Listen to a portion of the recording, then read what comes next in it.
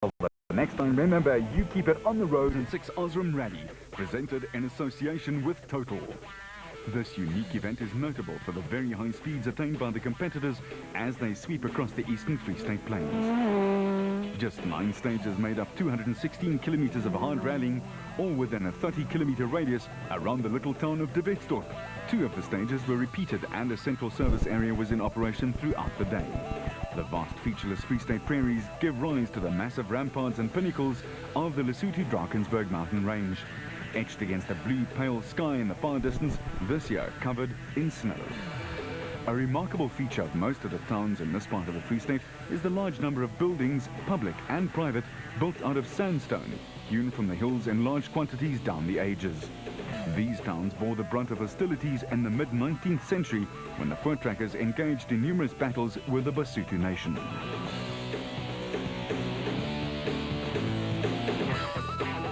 After 5 rounds of the Sasol SA Rally Championship, the season is something of a BP Volkswagen benefit, with Enzo Keen and Guy Hodgson taking 3 wins and Jannie Habig and Douglas Judd 2.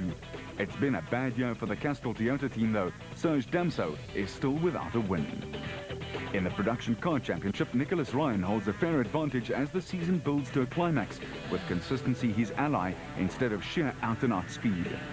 Johnny Gemmell has been Ryan's most consistent challenger so far, with many others snapping at their heels. Enzo Keen holds sway at the top of the log by 19 points from Etienne Lawrence. Closing in fast though is Habig, while Ryan is 4th overall. JP Damso comfortably leads Class A7 from the impressive John Williams, while in Class A6 it's Schalk Burger leading Craig Trott by a single point. Although Michael Houghton leads in A5, Gugu Zulu is fast catching up. Chris de Wit is miles ahead in Class N3 and Costa Komantarakis is leading Class N2.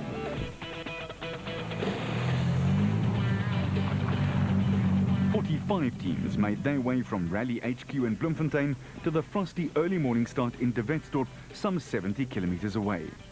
As the technicians made last-minute checks to their charges, drivers were getting ready for their own war.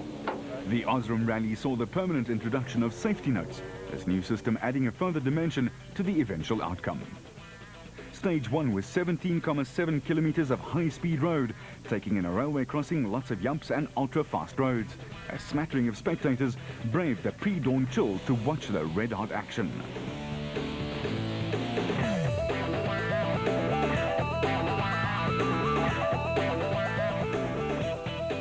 Drawn first on the road, Hergen Fecken was quickly up to speed.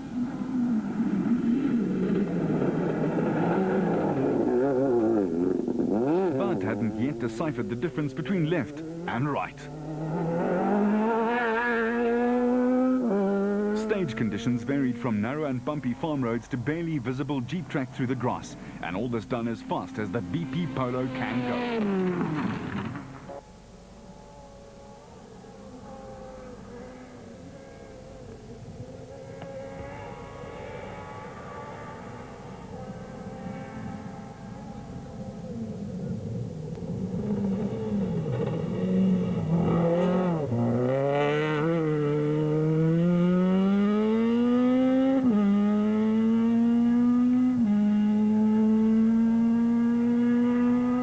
Etienne Lawrence and Andre Vermeulen were intent on attacking the roads from the word go and had the S2000 Team Total Toyota Run-X dancing to his tune in a brilliant display of car control.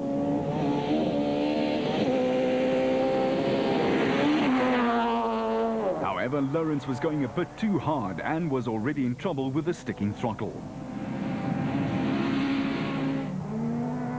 The championship leaders, Keen and Hodgson, had to temper their natural racer's instinct to score points and win the war, not necessarily the particular battle.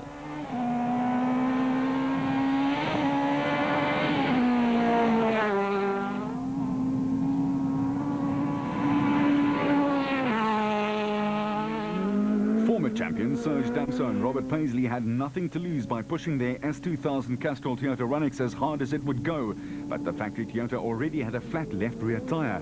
This cost the pair 64 seconds to the stage winner.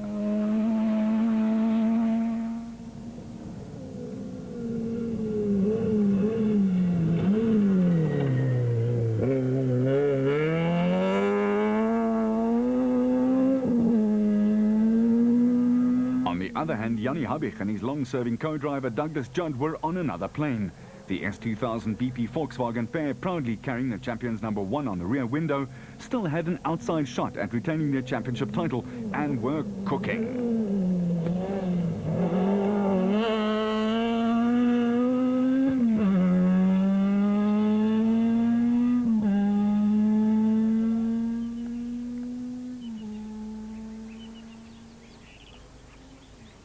Although the roads look flat and smooth, there are plenty of hidden obstacles to be taken into account.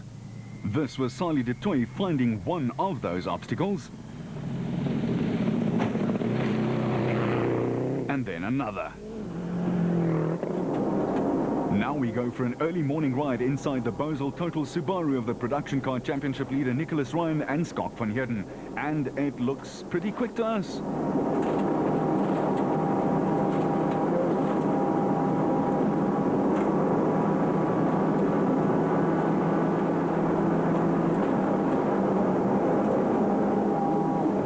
Fernando Rueda's regular navigator Martin Botha was overseas on business, so Cindy Harding was in the Team Total Mitsubishi hot seat.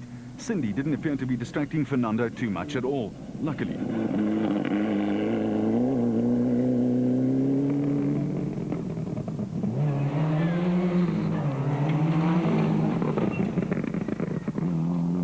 Visser Du Plessis and Dave Lefkowitz had their creepy-crawly Subaru Impreza WRX flying along after a major test session finally ironed out all their handling gremlins. Du Plessis was full of confidence for a good showing. No crawling along for this Scooby. Ryan and van Heerden were also playing a game of averages with one eye on their championship aspirations, so caution was in the strategy as well.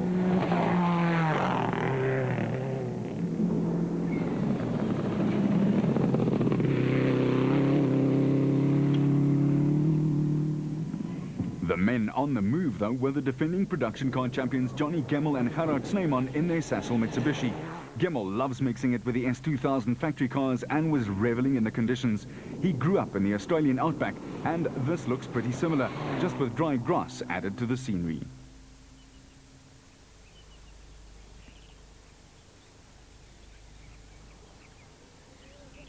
Adrian Koth and then navigator Rickers Fourie rolled heavily and destroyed their Net Connect Volkswagen Golf on this event last year. Now with Des de Fortier and the Golf, Koth was flying. Not literally, Adrian. Watch again as history nearly repeated itself.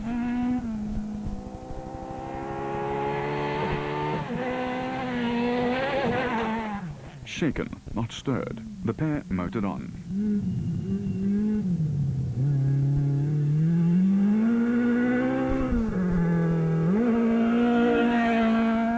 One of the sensations of the year so far has been young John Williams in his first season in Class A7. The Cape Town-based driver is second in the class championship and was settling into his Gamma Volkswagen Polo for the long haul.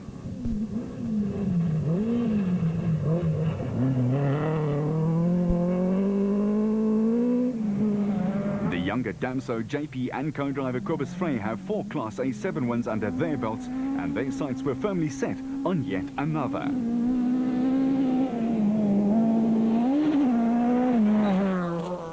Damso has learned his smooth driving style from the master of poetry in motion, his dad, Serge.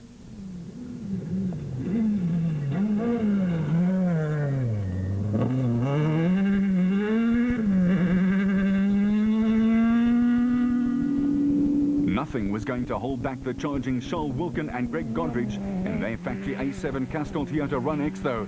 If JP's driving mimics Serge, Charles takes after Etienne Lawrence with their pugnacious driving styles.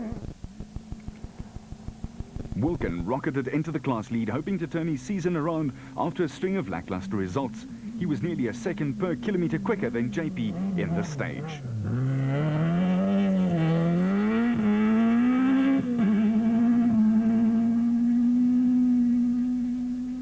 Not having a ball was the event's first retiree 1 kilometre into the first stage. Tony Ball and Alan Bissett parked their Bulwer Park Golf with a blown gearbox, which explains the narrow escape they had with the gate post.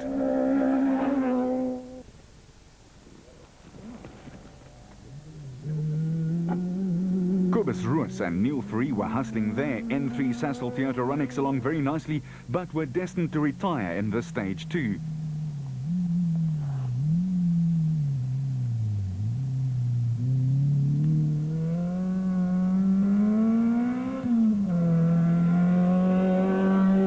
So we guess Snow hope for Lewis winning then. Stage 2, Montrose 1 was a monster at 36 kilometers in length and had to be completed before the teams could seek out refuge in the first service of the day.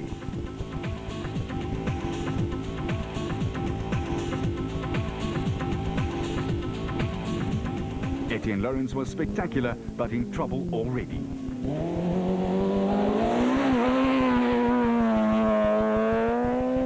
Yeah, throttle jammed. 3 Ks into the first stage, wide open. So we had to revert to Andre changing the gears on the left-hand side and I working the on-off switch on the right-hand side and the steering on the left-hand side. And that was 51 Ks, so not good. It's not over yet. We got 20 minutes now to try and sort it out. And hopefully it'll come right and then we can maybe make some time or just hold our own. The champion-elect was still running strongly in his BP Polo.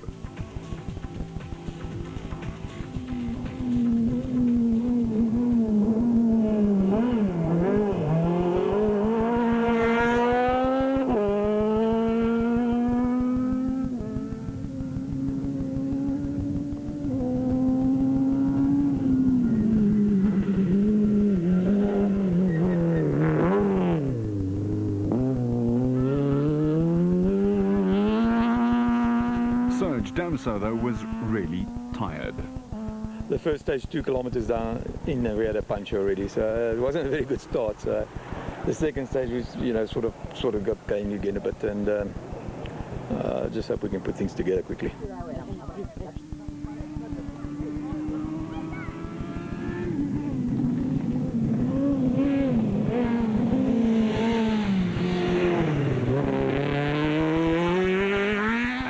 The first man on the road handling the conditions. It's very quick. There's a few hidden jumps and dips. Obviously we've got them on the notes, but it still kicks you very high in 6th gear, so it's tricky. But I must say the Polo is handling perfectly. It lands like a cat on all 4 wheels every time.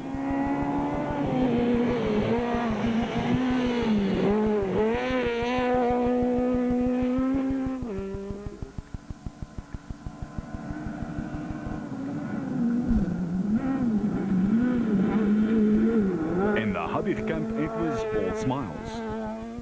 Well, you got to keep your foot down. Every time you take your foot off, it's a second, you know, so that's where the seconds come from. We're not quite sure how the guys are going to start off, and you know, we thought we'll just start off with a bit of a push. So far it's going well. The notes are working pretty well. I think there's just a bit too much detail on the slower sections, so we're taking some of the detail out, but otherwise it's going well. No problem with the car. Car's been very good so far. And the roads were hard baked in places with signs of dried mud after the recent bad weather. In Class N3, Tony Barbosa and Kobus Janssen were hustling their little Ford Fiesta ST around with verve, but this privately run and developed car still does not have the pace of the Toyota Runx's.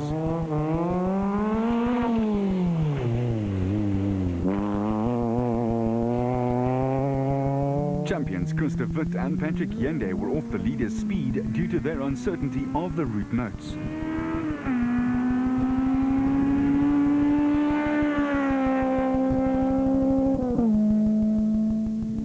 Rodney Versage and Arno Legrandsie were also struggling in their Team Total Toyota Runx. Pushing extremely hard was Mohammed Musa and Henry Dearlove in the third Total Runx. Here it looks a little too hard to sustain. But this was the car to watch. Claudio Piazzamuso and Greg Chirica were in scintillating form and beat all comers in the first skirmish.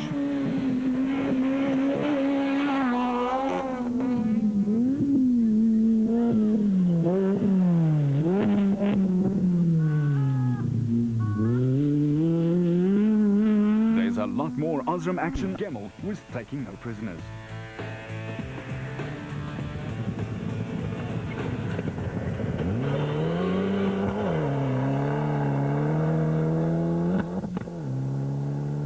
It's been good up to now. This last long stage, 36 Ks, was quite fast as well. We got onto some big roads and we're doing 180.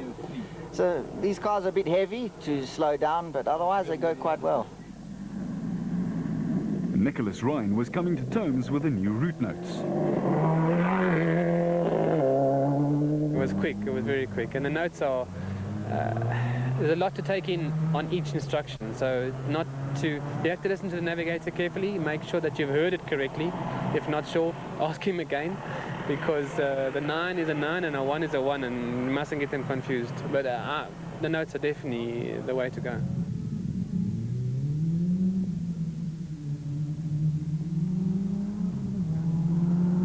Visser Du Plessis was literally jumping for joy. Some of those jumps are unbelievably hard on the car. It's so rough, you know. If you don't concentrate, you're gonna destroy your car in this rally.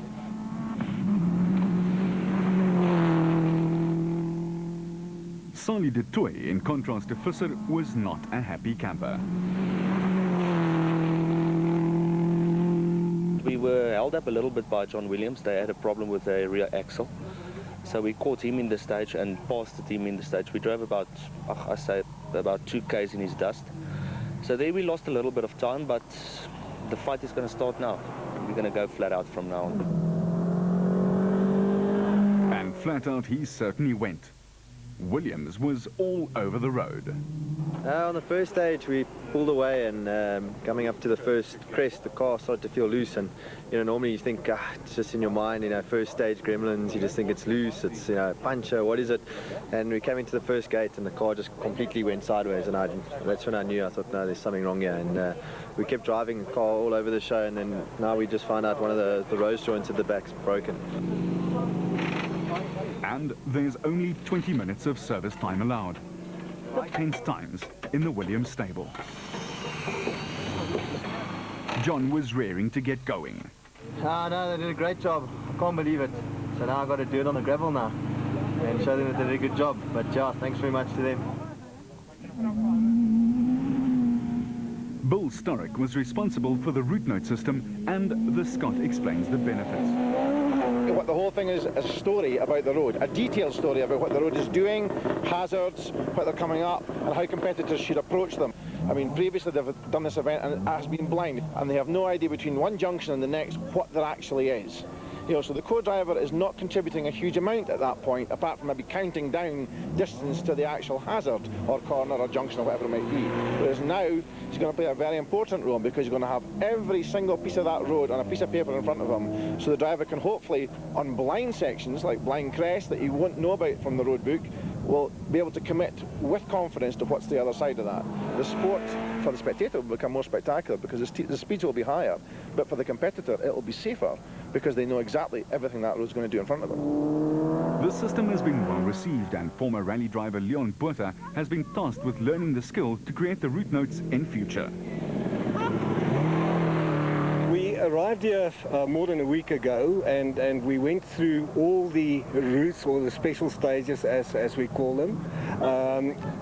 We started making notes of each and every corner. Bill is absolutely an expert on that. He's got 10 years of experience, so every corner and everything was noted. Then we went over that to recheck what we've written, a third time to recheck what we've checked already, and then we videoed the whole thing. So the competitor now has the opportunity to read the road and also see what is on the DVD for their benefit. Stage 3 was a tough 27-kilometer stage of more fast, dusty roads with a smattering of yumps. Spectators thronged to the hilltop vantage point to see the action, while some took a more sedate approach to spectating. Although dry, the surface was quite soft and would cut up badly. The brake is...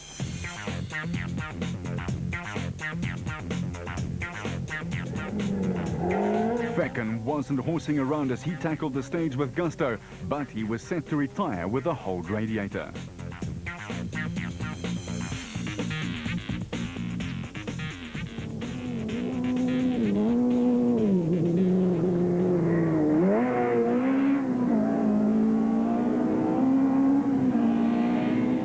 reflection, Lawrence was back in full control of his Runix, and Vermeulen could concentrate on his notes once more. He was in mighty form as he set about making up lost time after his throttle problem.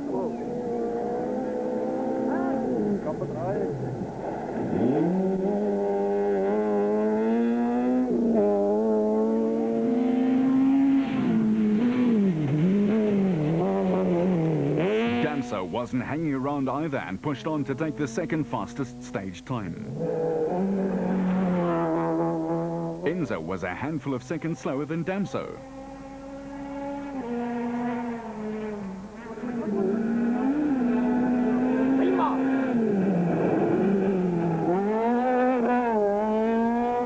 Habich showed no mercy, nor to his car or his competitors. The champion in full flow. Not exactly very busy in there, is he? Mr. Cool at the operating table. With ease, Habich claimed his third stage win to open up his lead even further.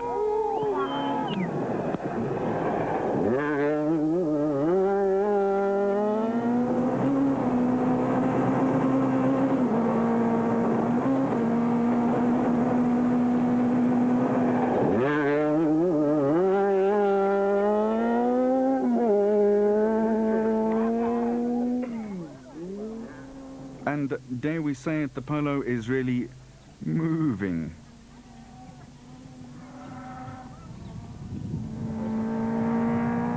Schalk Burger was flying along in his Class A7 SB Invest Toyota Corolla.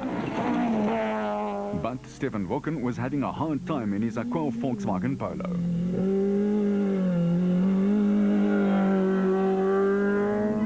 Mark Cronje lost huge amounts of time in stage 2 with a flat tire.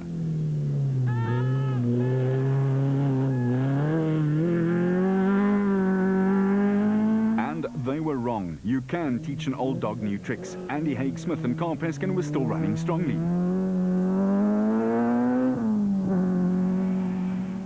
The fastest A6 crew was Eugene Lawrence and Derek Jacobs in their venerable Team Total Toyota Conquest.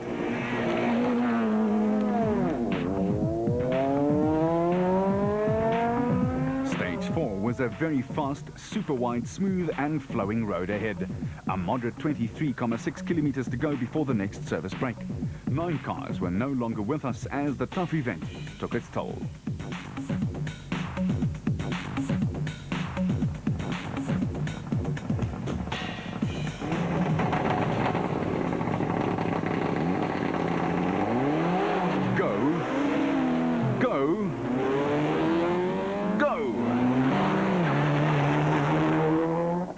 Local is lacquer as the fans wait patiently for the action.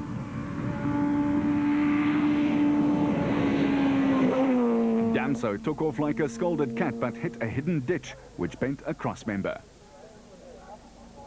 As the Runix lurched into view, you could see Damso was having a really bad day.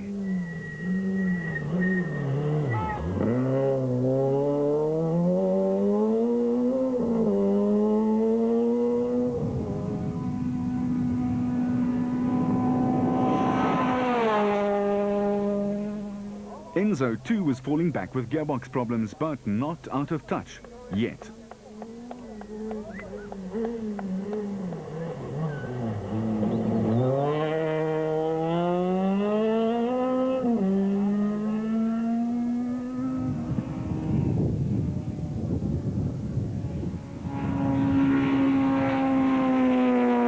Etienne Lawrence was still playing the catch-up game and set the second fastest stage time.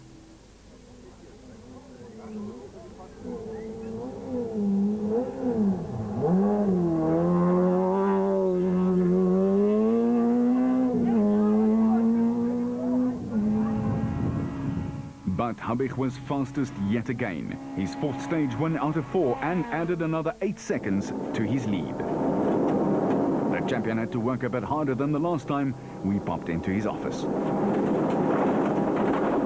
Yanni's driving style is spectacular yet very effective, as all of his opponents can testify.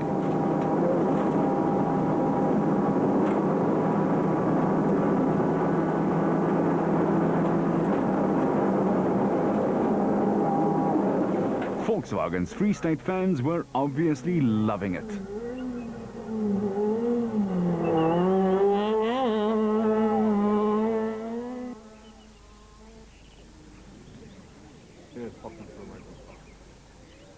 Rueda was battling a bit, but still well inside the top 10.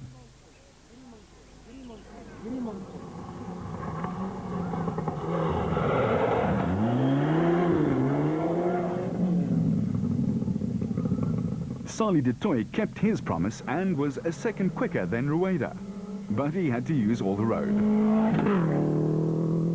Nick Ryan matched the Toy, but both Scooby drivers were beaten by Visser du Plessis on form and on speed.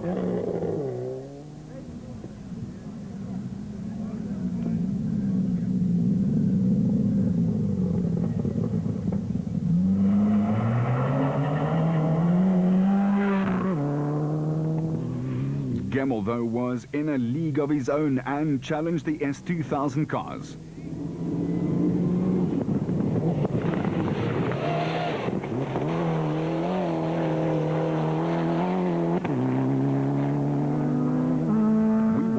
For an ad break, but the 2006 Osram Rally continues. 2006 Osram Rally in the Eastern Free State continues. We're in the service park after stage 4, and the Castrol Toyota crew was faced with a huge task. Even Serge chipped in as the clock counted down the minutes, and the team got stuck into fixing the bent cross member. Okay. Yeah. No. Push it and weld it in place. Absolutely remarkably, the team made it within the time allowed, and Serge was off and down the road again.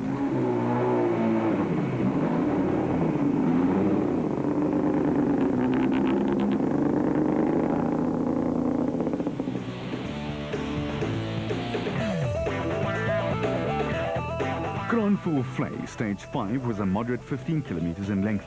Deep ruts waited to pull the car off the driver's chosen path. It was brisk and very quick indeed.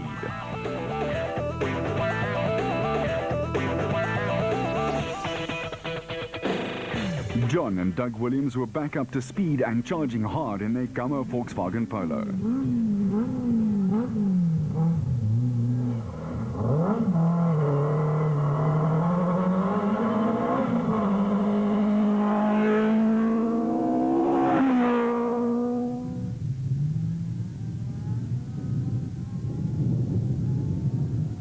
Adrian Koth and Des de Fortier was the only ex-Works golf still running. They were enjoying their most competitive event of the year.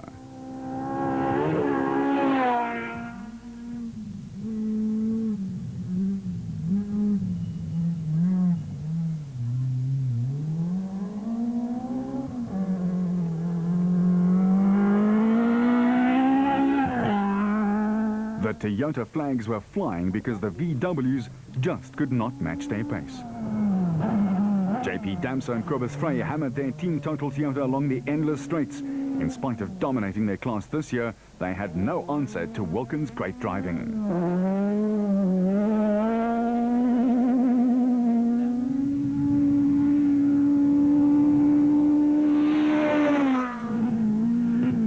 Wilkin indeed was in top form in the Castrol Run-X. The double Northern Regions Rally champion upped his game as his confidence in his car grew. Although the roads looked easy and fairly straight, there were lots of obstacles to keep the drivers focused. How much can you see out of this windscreen?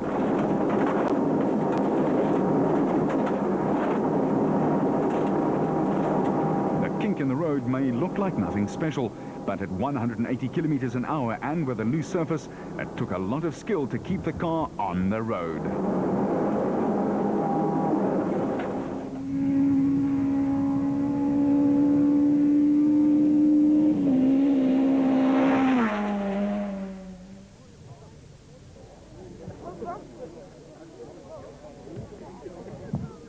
At the front of the field, the signs were clear that not all was going Enzo Keen's way.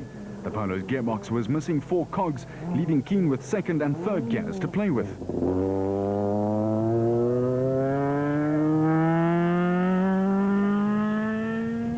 Conversely, Lawrence was at his spectacular best, hustling the Run-X along at rapid pace.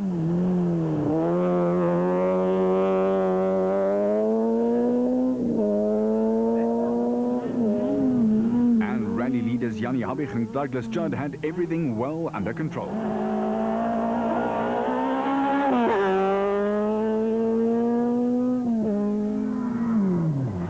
Serge was in a mean mood after his misfortune and set the fastest time, 8 seconds quicker than the healthy Polo.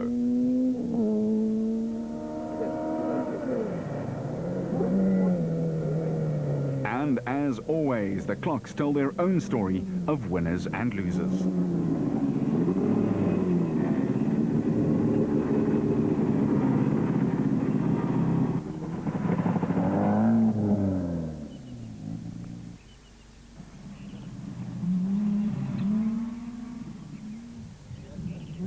Tony Barbosa's Ford Fiesta was still running strongly.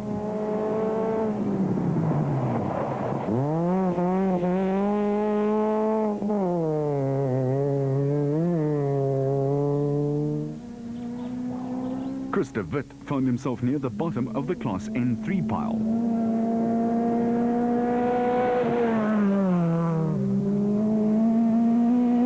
Claudio Piazzamusa was still locked in mortal combat with Mohamed Musa. The Sasol Runex beat the quickest total Runex by a huge 16 seconds as he fought back after getting stuck in mud for 3 minutes. Musa is in his first season of national rallying and has quickly established himself as one of the men to fear in the N3 wars.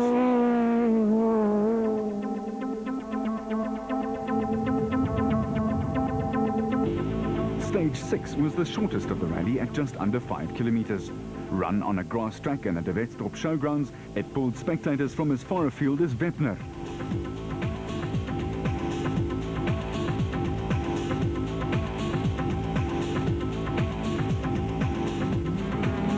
Enzo was still in trouble with the gearbox on this tighter stage. He hemorrhaged more time and dropped to 5th before seeking the refuge of the service park and a truckload of spares.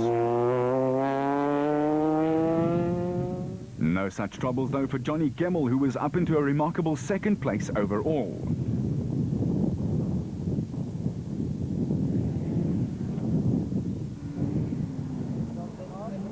And Damso had the Castrol Toyota back in the groove. He sensed a podium position with Keenan trouble and gave it his all.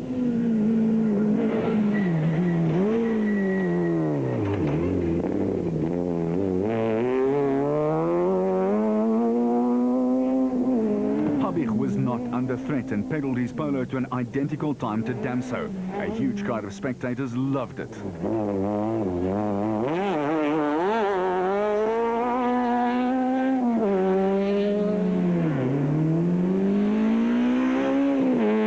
With a bit firmly between his teeth, Etienne Lawrence clawed his way back up the leaderboard, setting his first fastest time of the rally. And he was mighty quick, beating the leaders by 9 seconds, or nearly 2 seconds per kilometer.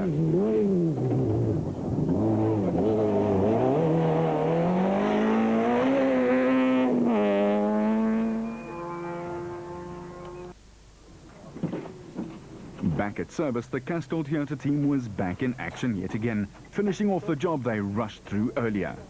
We don't seem to get things together, and one of the stages, 2 or 3 stages ago, we hit ruts, bent my cross member, and of course the wheel alignment, everything's gone out of. So we managed to push it a bit straight and reinforce it a bit, so it's not as strong as what it should be, but we'll have to just fight it through and then maybe things will come right again. Enzo was also hoping that things would come right again. The team had a luxurious 40-minute service break, but had to replace the gearbox, clutch and starter motor. Enzo was tense. On 5, on this 5, 7.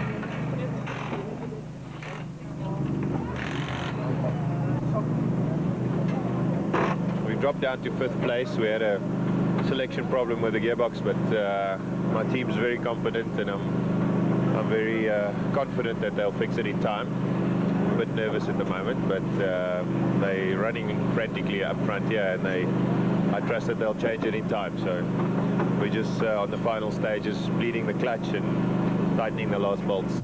All that work was done with 5 minutes to spare, but don't ask for it at the local service station. Enzo was relieved though. Jannie Habich was nearly 1.5 minutes to the good over Gemmell. Lawrence was half a minute further back, and Damso 26 seconds adrift of the total car. Enzo was the big loser, dropping to 5th. Wilkin was still in command of Class A7, while Eugene Lawrence had the drive of his life to lead Class A6.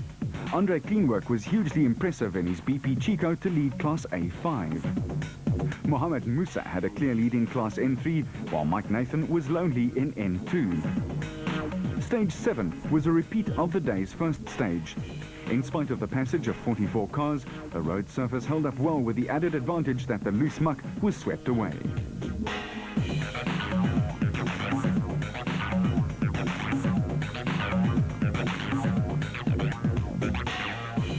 Serge was impressive on his second run, racing to a time 65 seconds faster than his first run on SS1. Lawrence took the yumps in his stride as he went 18 seconds quicker.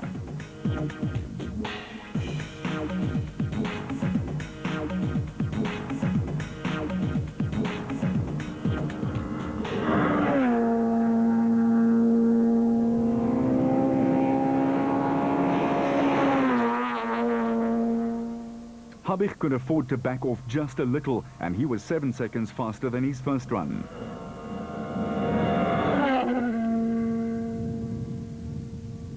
Enzo had to give it his all in a make-or-break push to get back some of his lost time.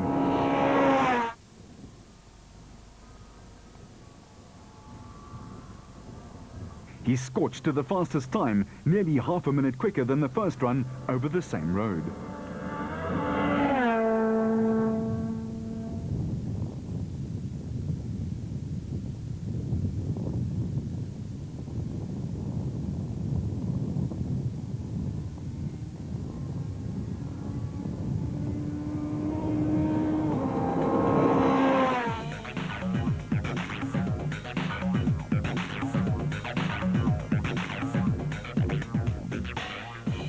Nicholas Ryan slipped down to third in the production car battle.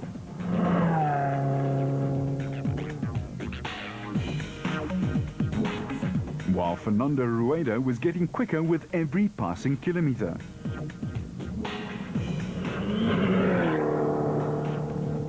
Fisser du Plessis couldn't quite believe his luck. He was in the production car lead after passing Gemmel, who was off the road and out of the rally. His creepy-crawly Subaru was in superb form. The Pretoria Diamond dealer was having his best run of the season by a long way and oozing confidence as he kept the chasing N4 pack at bay with ease.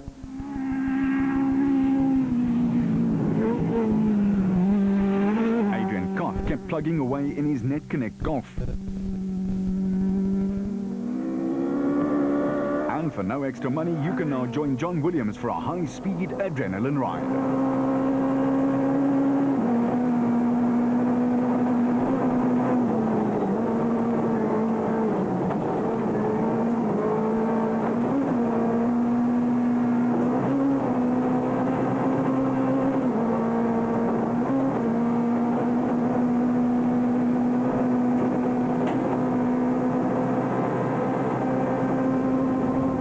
Of all that impressive speed, he was nearly 20 seconds slower than JP Damso. JP was trying as hard as ever and got within 4 seconds of the class leader.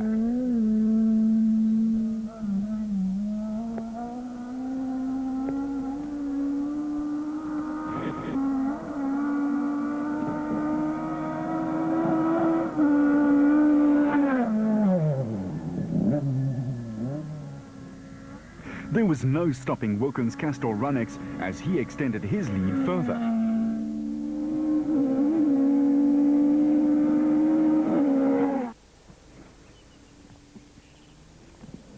We'll be back for the final 2 stages of the Osram Rally after refueling. It's fresh start for the final stages of the 2006 Osram Rally. Stage 8 was a repeat of Stage 2. The road surface also promised faster stage times, but the grippy track was a lot narrower than before.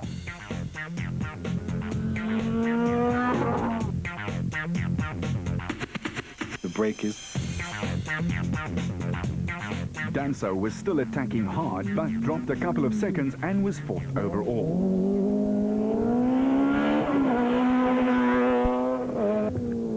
Lawrence was in trouble again with an oiled-up filter. He dropped to 3rd.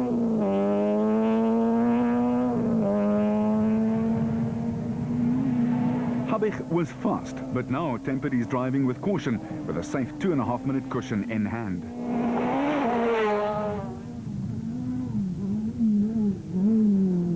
Keane was mighty once again, winning another stage to get back into second place overall by a wafer-thin 2 seconds. Nicholas Ryan and Skalk van Heerden were happy with their third in Class N4, considering their main championship rival was out of the event.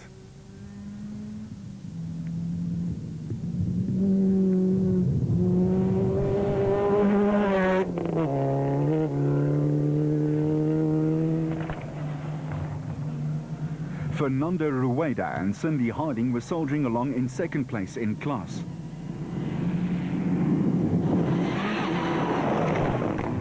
The resurgent Visser du Plessis and Dave Lefkowitz led the production car race with confidence.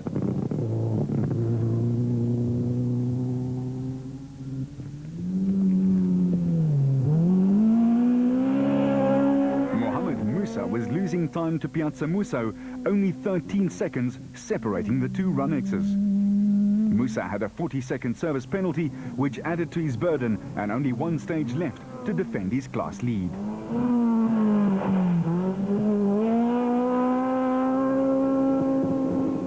Back in service, JP Damso was pragmatic. The Shoal's been beating us in most of the stages today. And yeah, the gap's too big now to do anything about it. We got this long one now. But I think we must just settle for the second in the class. I mean, 39 k's, anything can go wrong, so I'd rather take it not too cautious, but we'll give it a go again. JP was hoping that he could find a few more horsepower out there.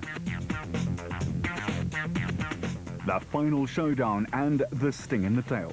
Stage 9 was a mammoth 37.8 kilometers and used parts of Stage 4. It also featured a water splash and its fair share of yumps. It was not Enzo King's day, for the Polo's engine had a closed airflow duct, which robbed the championship leader of vital power. He dropped nearly 30 seconds to Habich and went from second to fourth.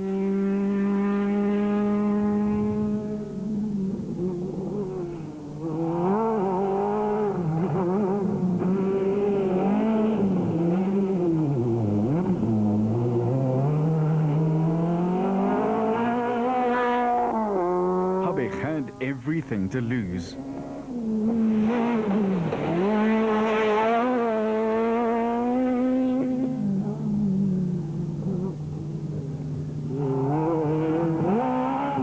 Took the water splash almost too slowly.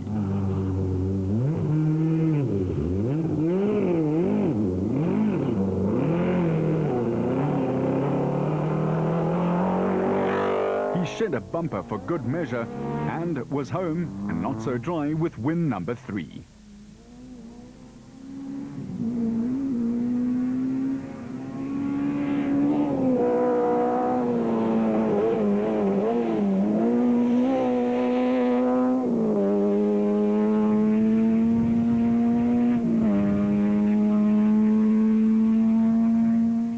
Lawrence and Vermeulen were delighted to be back into second place overall and consolidate their second place in the championship standings. No heroics through the water though.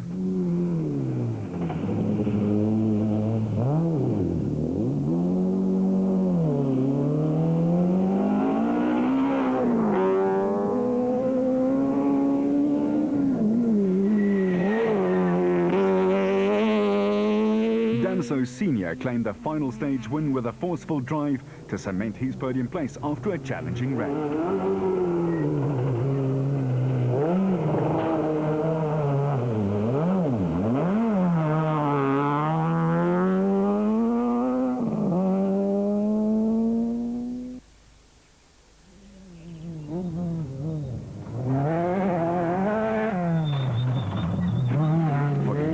So it was a soggy end to a solid second place, from 6 points to 0 in the wink of an eye. The thirsty car had ingested too much water.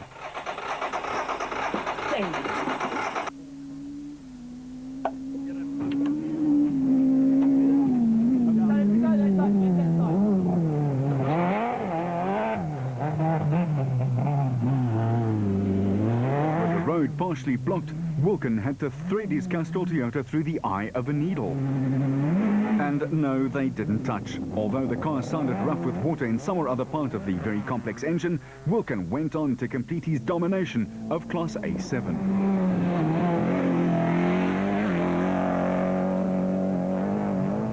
John Williams couldn't believe his luck either, as in one fell swoop he was into the A7 runner-up spot after a stirring drive. Adrian Koth was elevated onto the class podium. Look how narrow that gap really is. This was Koth's best result in more than a year. After nearly half an hour of battling to start the car and scooping many litres of water out of the air inlet, the Runax fired up but blew the motor, and JP was well and truly done for the day.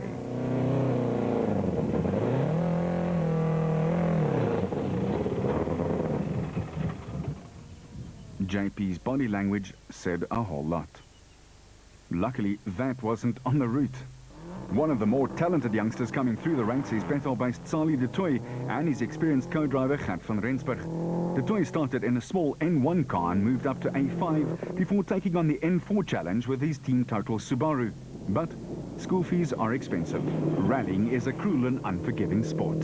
We had a little mishap with the notes, and we went into a corner too quickly and we flipped the car there. Car flipped back onto the wheels again and everything seemed fine, and we carried on. And 6 k's later, just inside the car, outside the car, everywhere was flames. So we pulled off the road, pulled the fire extinguishers, nothing seemed to work. The tank exploded and the bottles for the Proflex shocks that's filled with gas, they exploded, the battery exploded, so there was quite a few explosions. The Bucky's here now trying to put out the fire. They managed to do that, but there's no car left. So that's us for this rally. That's the understatement of the year, Sali. The heat of the blaze melted the rims and destroyed everything, leaving the car a sad, smouldering shell.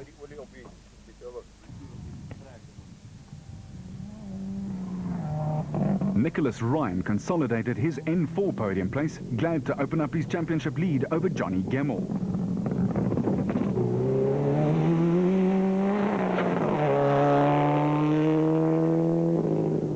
Fernando Rueda ended a frustrating rally with a rewarding and somewhat surprising second in class. Visser du Plessis had the biggest smile of all, claiming his first production car and class win of the year.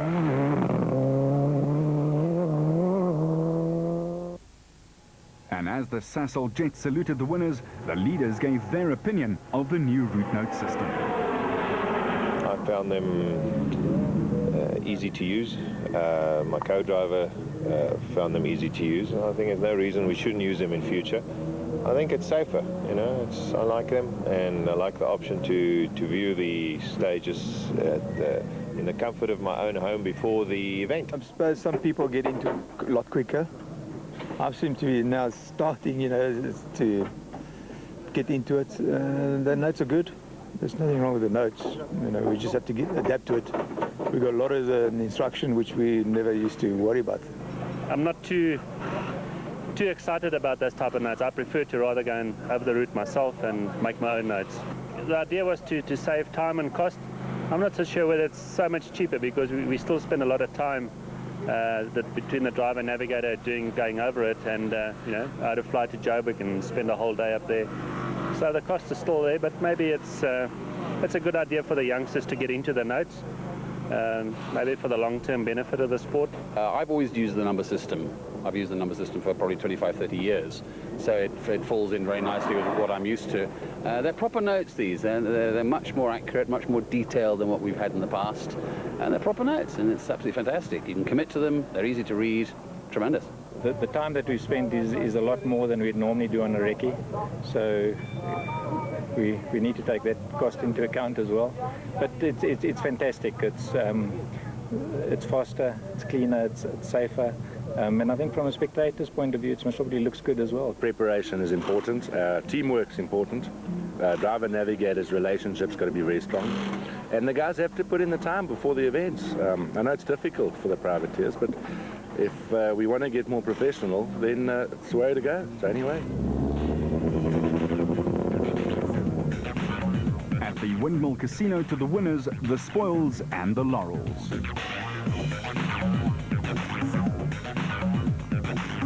You know what I said before the rally? I said wherever I am, that's where I really belong. 2 more rallies left, but I'm very, very happy. Before the rally, I said I want to take Fernando and Nicholas. I don't know if I'm going to take Johnny yet, but we were like a third or second behind him, which is very close. Lawrence was delighted with second place. We didn't think it was going to end this way, I must be honest. This morning's throttle, they jammed open. At least I now know the navigator can change gears, you know. I had to work the key for 51 Ks and he changed the gears for 51 Ks and read the book. And by all accounts, no misses. The defending champion had planned his event with cunning and strategy. The people underestimate this event. I think it is just pretty hard on the cars. There's a lot of rough parts. Although they are marked, you know, you do get a lot of time by going over them quickly. So it's really a judgment call to decide how fast you want to go and how much punishment the car can endure and still get to the end. And I think maybe that comes with experience. So Habich and Judd took their third win of the year. Etienne Lawrence was the top Toyota and Danso was happy to be on the podium. Visser took the production car honours with 6th overall. Wilkin dominated Class A7 from go to woe. And one of the drives of the day came from Eugene Lawrence and Derek Jacobs. Gugu Zulu just took the nod in Class A5 by a slender 1/400.